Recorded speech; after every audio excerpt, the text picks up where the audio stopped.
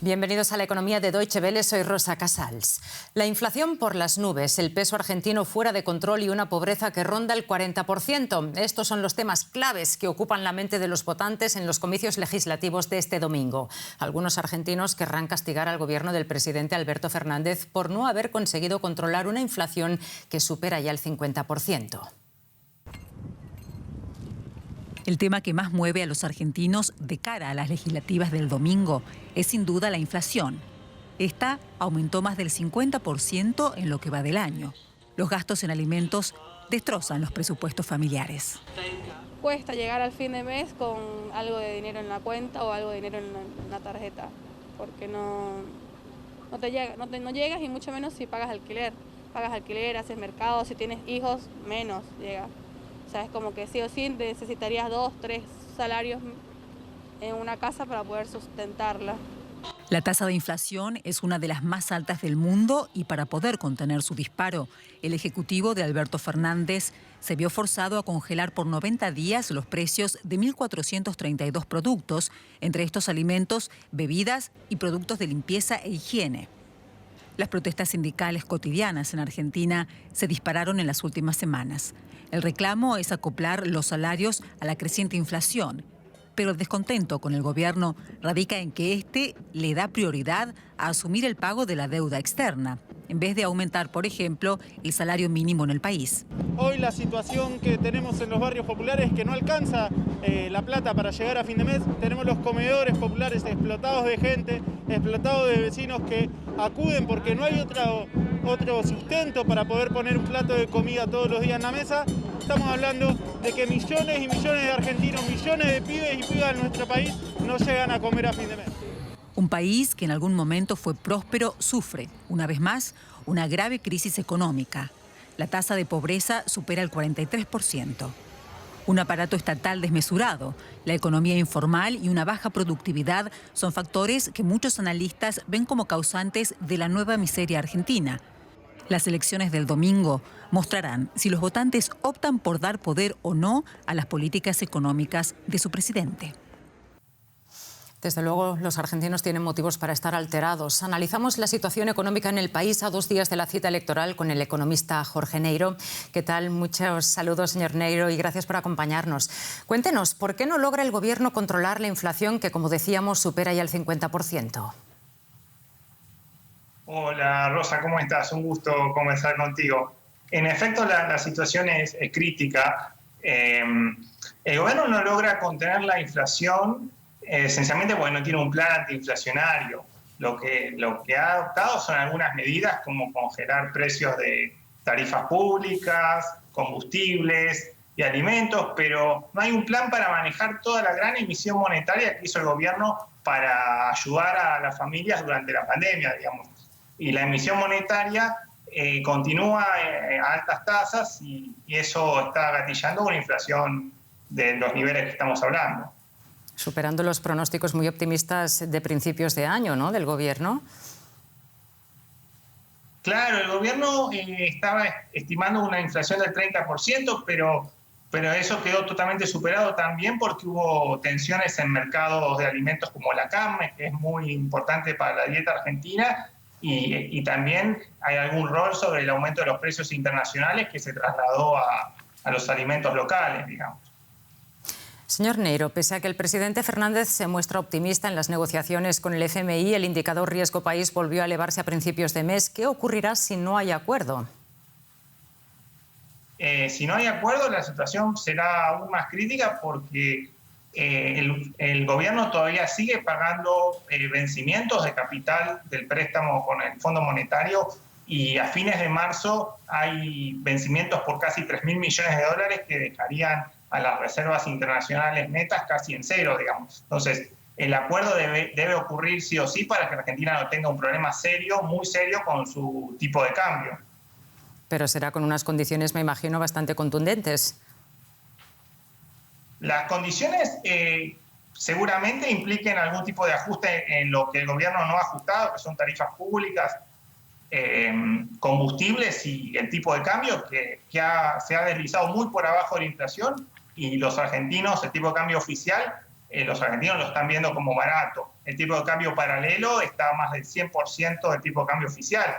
Eso es bastante difícil de sobrellevar para el Banco Central y el Banco Central está vendiendo reservas casi todos los días en los últimos meses para poder manejar un poco el tipo de cambio y que no se acelere la inflación por una devaluación del peso. Señor Nero, todo apunta a una derrota del oficialismo en los comicios del domingo. En ese caso, brevemente, por favor, ¿cuál será la reacción del Gobierno en política económica? El Gobierno está anticipando un poco este resultado y está diciendo que va a llamar a un acuerdo nacional con la oposición para implementar políticas de largo plazo. Sin embargo, hay dos dudas grandes sobre eso. Dentro del oficialismo hay distintas posiciones, entonces no es seguro que el gobierno, o sea, el presidente, tenga la capacidad para poder hacer el llamado a un acuerdo de largo plazo, y tampoco es seguro que la oposición en estas circunstancias pueda apoyar políticas tan heterodoxas como los controles de precios, que contamos que se van a seguir manteniendo en este acuerdo nacional. Muchísimas gracias por estas valoraciones, Jorge Nero. Muchas gracias. Vamos a otro asunto. El gigante farmacéutico estadounidense Johnson & Johnson anunció sus planes para dividirse en dos empresas. Por un lado, el negocio de bienes de consumo y por otro, su filial farmacéutica que incluye la vacuna anti-COVID. La compañía ha enfrentado en los últimos años miles de demandas que afirmaban que sus productos de talco para bebés son cancerígenos, unas acusaciones que la empresa ha desmentido. Ahora la rama de consumo asumirá el negocio del talco. Desde luego, la fabricación de equipos médicos y farmacéuticos es mucho más rentable. Solo con la venta de vacunas y equipo quirúrgico ha alcanzado cerca de 80.000 millones de dólares en lo que va de año. Johnson & Johnson prevé completar el proceso de separación en un plazo estimado entre 18 y 24 meses. Y nuestra compañera Sara Yáñez Richards en Nueva York tiene más informaciones sobre este y otros movimientos parecidos de las últimas semanas. ¿Qué tal? Muy buenas tardes, Sara. Empecemos por Johnson & Johnson. ¿Cuál es la razón que hay detrás de esta división del laboratorio estadounidense? Pues la razón que ha dado Johnson & Johnson es una razón logística y también que le va a poder poner más foco a ambas empresas. No obstante, con esta división también tendría motivos legales y fiscales. Por ejemplo, mencionabas el caso de los polvos de talco, pero en la farmacéutica también se ha visto otros problemas, como por ejemplo no indicar que sus medicamentos con opacios tendrían unas consecuencias para los pacientes. En tanto, ante este tipo de problemas, separarse les ayudaría a tener una mejor corporativa. En tanto al negocio en sí, estamos viendo que, por ejemplo, la parte farmacéutica tiene mucho más peso, y es que, por ejemplo, el año pasado, en el 2020, los beneficios de esta parte fueron más o menos del 55%, mientras que la parte del consumo, por ejemplo, donde están marcas como Listerine o Neutrogena, representó solo el 17%. Sara, Johnson & Johnson no es la primera gran empresa que da este paso. De hecho, viene después de que General Electric y Toshiba anunciaran decisiones en la misma dirección, al igual que otras grandes farmacéuticas. Parece que el hecho de que gigantes se empiecen a dividir se está volviendo una tendencia. Efectivamente, estamos viendo una tendencia. Recordemos que en el siglo pasado, el siglo XX, se iba a la tendencia contraria, a la de crear grandes conglomerados. Y ahora estamos viendo que los inversores están valorando más el hecho de que las empresas tengan un enfoque específico y que no que sean un gran conglomerado. Como mencionabas, lo veíamos también hace un par de días con General Electric. En su caso se dividió en tres empresas distintas, se planea dividirse en tres empresas distintas, una dedicada a la sanidad, otra a la energía y otra a la aviación. Y también lo hemos visto en otras farmacéuticas como Pfizer o Merck durante estos años. No solo se está viendo en Estados Unidos, también se está viendo en Japón, que es otro país donde desde años se ha valorado muchísimo los conglomerados, con el anuncio de Toshiba, que Toshiba también se dividirá en tres empresas distintas y tiene algo en común también con Johnson & Johnson, y es haber salido de una ola de escándalos. Muchas gracias, Sara, por este análisis desde Nueva York y buen fin de semana. Y vamos con un resumen de otras noticias económicas internacionales. AstraZeneca ha vendido más de 2.200 millones de dólares de su vacuna COVID-19 en los primeros 9 meses de este año. La mayor farmacéutica británica, que se había comprometido hasta ahora a suministrar la vacuna desarrollada junto a la Universidad de Oxford sin ánimo de lucro, ha anunciado que está preparada para pasar a una modesta rentabilidad a medida que recibe nuevos pedidos.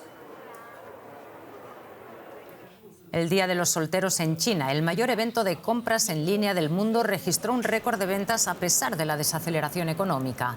El gigante del comercio electrónico Alibaba registró ventas de más de 84.000 millones de dólares, un 8% más que el año pasado. El evento refleja la situación económica de los consumidores en la segunda economía del mundo. Los líderes de la región Asia-Pacífico se han comprometido a apuntalar las cadenas de suministro de la región mientras sus economías luchan por recuperarse de la pandemia. Los 21 miembros del foro APEC, entre ellos México, Perú y Chile, celebraron una cumbre virtual en un contexto de gran rivalidad entre Estados Unidos y China, las principales potencias económicas y militares de la región. Además de la recuperación de la pandemia, los países miembros acordaron reducir los aranceles de las vacunas contra la COVID-19. No lograron, sin embargo, avances significativos en materia de cambio climático. Y un vistazo a México, que se encuentra inmerso en pleno Buen Fin, una iniciativa al estilo del Viernes Negro que busca atraer a los consumidores a los comercios nacionales. El evento al estilo estadounidense, que empezó este miércoles, adquiere este año especial relevancia debido al parón económico que provocó la pandemia. Durante los próximos 3 días, el Buen Fin quiere alentar a los consumidores a seguir apostando por los productos del país en una época en la que muchos mexicanos cruzan la frontera de Estados Unidos en busca de las ofertas por el Día de Acción de Gracias. Y esto es todo por el momento. Gracias por acompañarnos un día más. Ya saben que pueden visitarnos en nuestra página web y dejarnos sus comentarios en redes. Nos vemos en la próxima edición. Hasta más tarde.